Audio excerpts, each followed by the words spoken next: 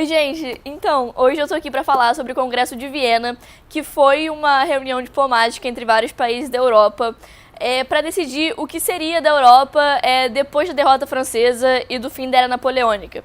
Então, antes de falar um pouco sobre o Congresso de Viena em si, eu vou falar sobre os antecedentes a ele, que principalmente foi a Era Napoleônica e o que isso resultou na Europa. Então, a Era Napoleônica, ela teve início depois do golpe de Estado de 18 de Brumário, que estabeleceu o fim do processo revolucionário francês. O Napoleão Bonaparte, ele é considerado por muitos franceses como o governante mais bem-sucedido da história da França. Isso principalmente por causa da sua habilidade de estratégia, pela sua incrível liderança e pelo seu talento mais inato de envolver as tropas e de empolgar os soldados com promessas de glória e riqueza após cada vitória. Então, a França, ela travou várias batalhas, venceu a maioria e logo se tornou o maior império europeu. A França, nesse período, a França resolveu invadir a Inglaterra, que era um dos principais países anti-Napoleão. Ele tentou invadir a Inglaterra, não teve sucesso, a Inglaterra ganhou. E então ele resolveu utilizar de outros meios para enfraquecer a Inglaterra, que foi estabelecendo um bloqueio continental. Só que, infelizmente para Napoleão, né? A derrota francesa, ela caiu, assim, desandou completamente quando o Napoleão resolveu invadir a Rússia, porque a Rússia, por ser um país de maioria agrária, ele não podia manter o bloqueio continental por muito tempo. Então ele quebrou com o bloqueio continental e devido a essa afronta ao Napoleão, que a França invadiu a Rússia. E esse foi o maior erro do Napoleão, porque os russos, à medida que as tropas francesas avançavam pela Rússia, as tropas russas elas iam queimando as plantações e tudo que pudesse servir para as tropas francesas. Então, quando eles chegaram em Moscou, as tropas já estavam completamente desgastadas e não teve jeito, e essa foi a derrota assim, mais definitiva da França.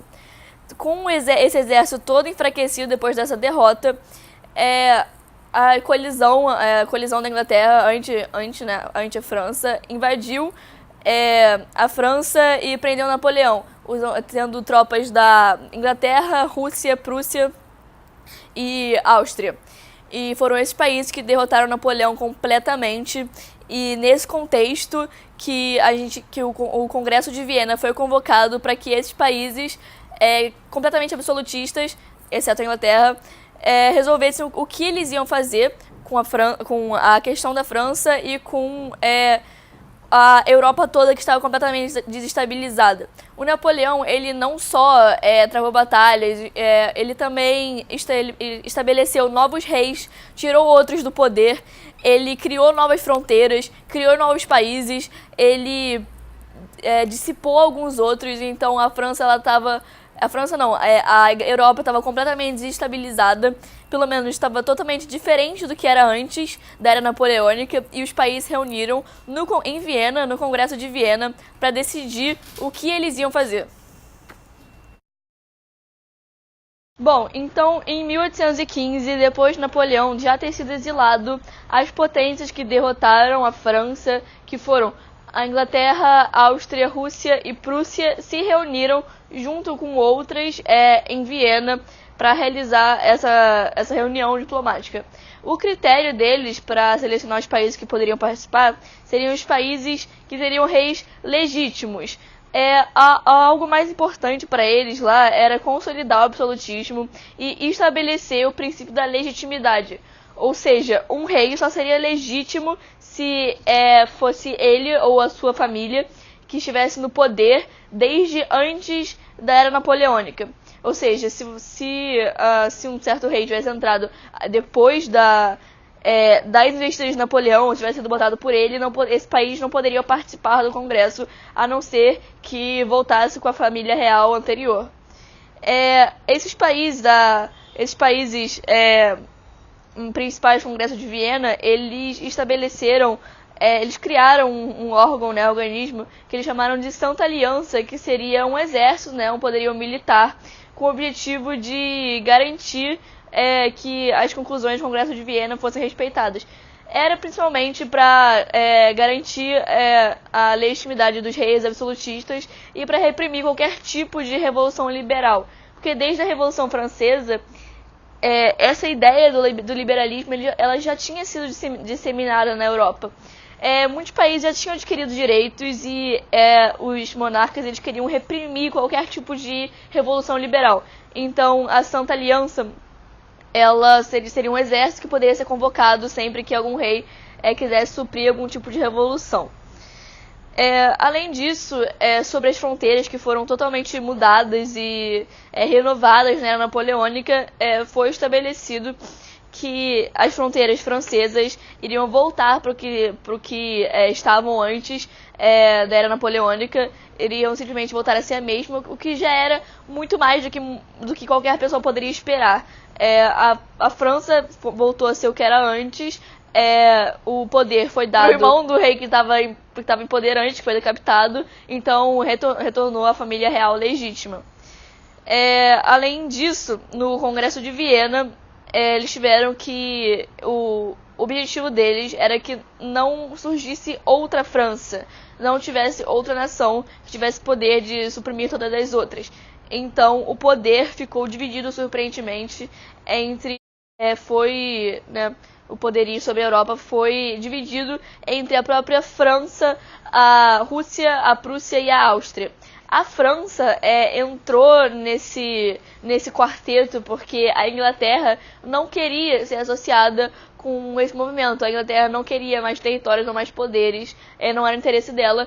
E como o diplomata francês, ele trouxe a questão de que não poderia ter o equilíbrio entre 3 países, porque facilmente dois poderiam se unir por casamento, e esse país ficaria mais forte que todos os outros. Então a França, por meio dessa jogada diplomática, ela entrou nesse quarteto e o poder ficou dividido entre a França, a Rússia, a Prússia e a Áustria. A Prússia, a Rússia e a Áustria, eles ampliaram seus territórios e a França voltou a ser o que era. Já a Inglaterra não quis ampliar seus territórios, além de algumas ilhas em determinados lugares, e o que os diplomatas não perceberam que aí a Inglaterra estaria obtendo o controle total sobre os mares. Na questão do Brasil, a principal consequência do Congresso de Viena foi a elevação do Brasil a Reino Unido. Isso se deu porque as potências absolutistas achavam estranho um rei de Portugal estar na colônia. Eles não achavam isso convencional. Então, uma jogada estratégica do Dom João foi elevar o Brasil ao Reino Unido. Então, o rei não estaria numa colônia, e sim como se fosse uma extensão de Portugal. E essa foi a maior consequência no Brasil, além do fato do Brasil ter sofrido com a consolidação do absolutismo no período da monarquia, e depois, quando as revoltas liberais começaram a estourar, elas também vão estourar no Brasil.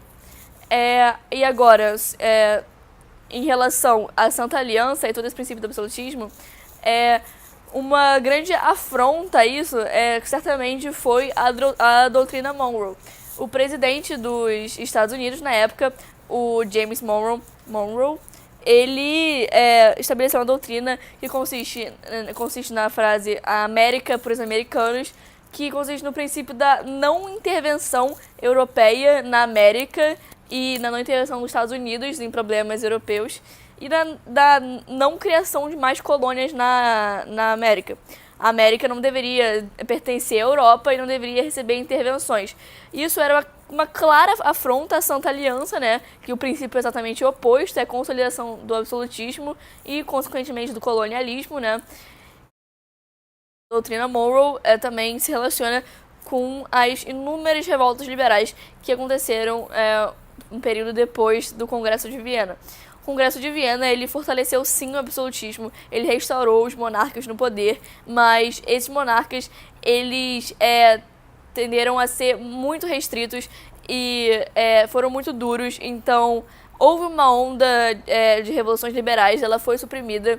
Depois os monarcas, eles acharam que estava tudo bem, e depois veio outra onda e era mais que claro que o absolutismo não podia continuar do jeito que estava. O povo ele já conhecia os direitos, ele já conhecia a meritocracia, o povo simplesmente não iria abandonar esses direitos. Então, com a doutrina Monroe e após o Congresso de Viena, depois de um período de extrema rigidez e de supressão de todos os direitos, volta ao absolutismo raiz, assim, o absolutismo completo, estouraram as revoltas liberais para reivindicar todos os direitos do povo.